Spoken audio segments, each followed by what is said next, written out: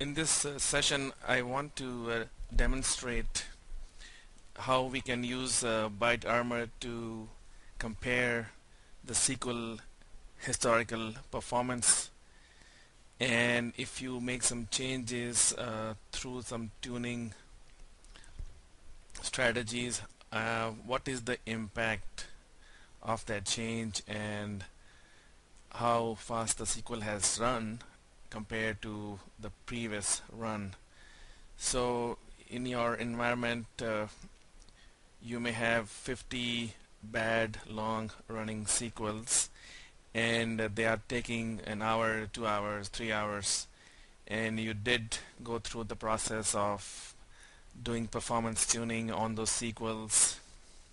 So the quickest way to compare SQL by SQL performance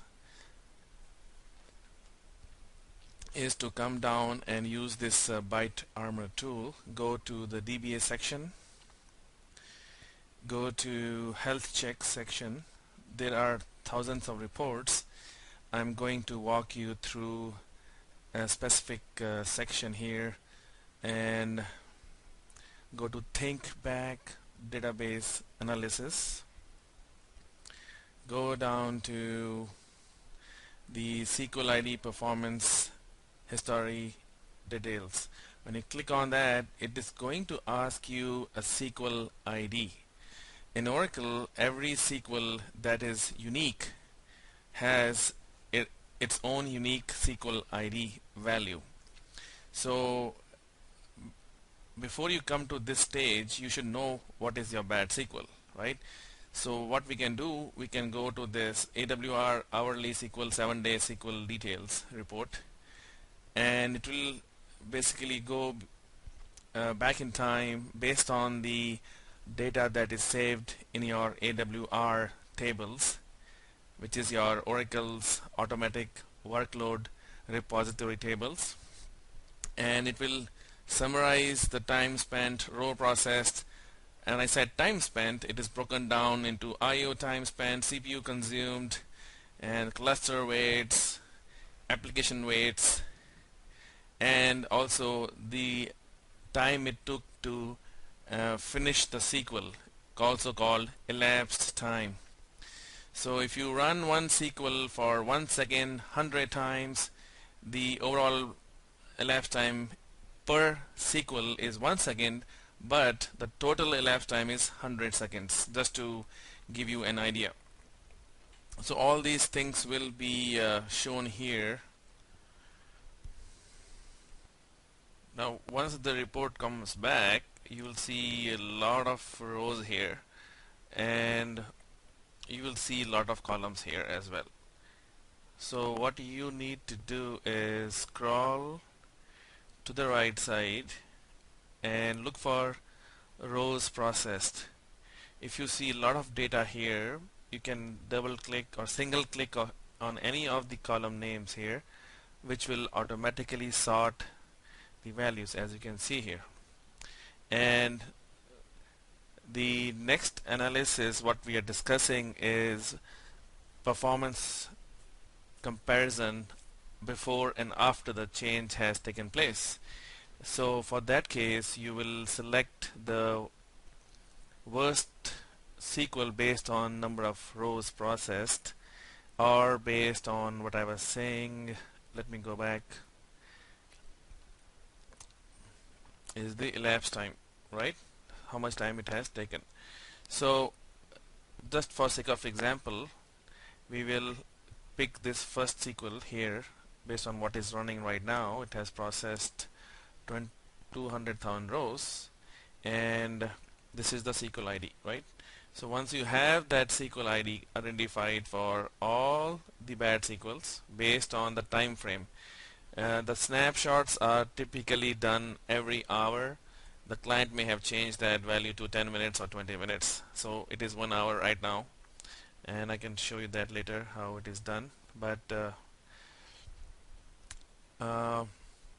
so once you have noted down your SQL ID, you go and click on the 7-day SQL details, and For this, it will ask you the SQL ID, and once you enter the SQL ID which you just discovered here, this number here, once you enter here, it will show you all the details for that specific SQL. Now things are running in production, so I don't want to run these big SQLs. You should do this analysis offline basically. So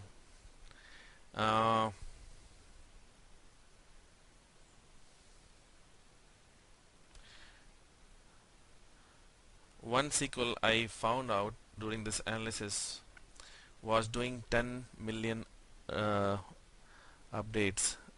So this is the SQL.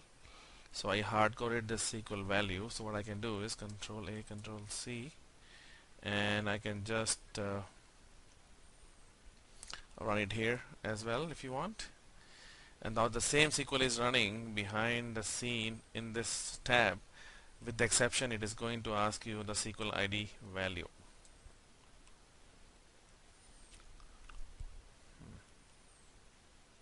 Alright, so the SQL finished, and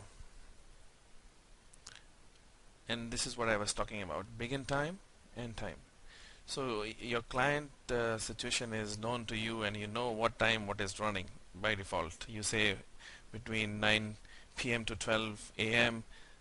Something is taking 3 hours, and it is running some heavy duty SQL, and you go and investigate hour by hour what SQLs are running, how many times they have been run, right, and how many disk reads they have done right here. And what you should look at is the rows processed, and how much CPU time was consumed, what was the elapsed time. So elapsed time is the total response time for the end user. So if you start a process and it takes 3 hours, so the time which was done in doing all the processing, including waits, CPU usage and memory usage, whatever is going on, the results came back in the time which is called your elapsed time, right? So if you look at the elapsed time, now there are various details, but what you should look for is elapsed time per execute and the elapsed time total. As I was saying, so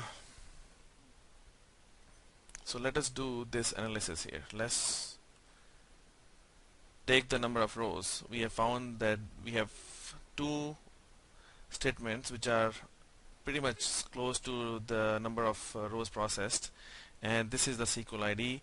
One was run on 25th, which is a weekly run for this client, and second one was run on the 2nd, which is happening right now. So we were curious to see the changes which were done before this weekly run.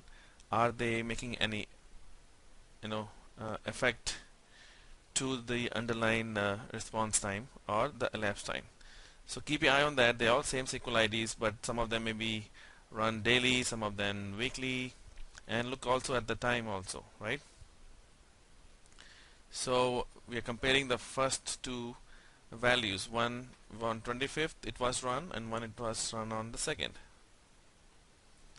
So they are same SQLs because we know they have the same SQL ID. And if you go to the rightmost column, you can see it is doing update sales data. Right now, I wanted to quickly explain a few things here.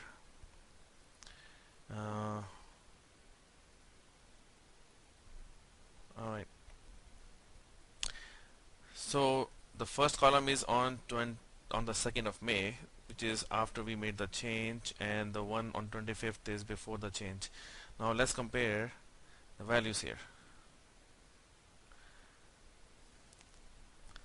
Rows processed are pretty much similar, 10 million each.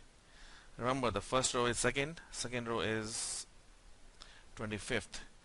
CPU has been reduced by 100 seconds. Elapsed time total look at this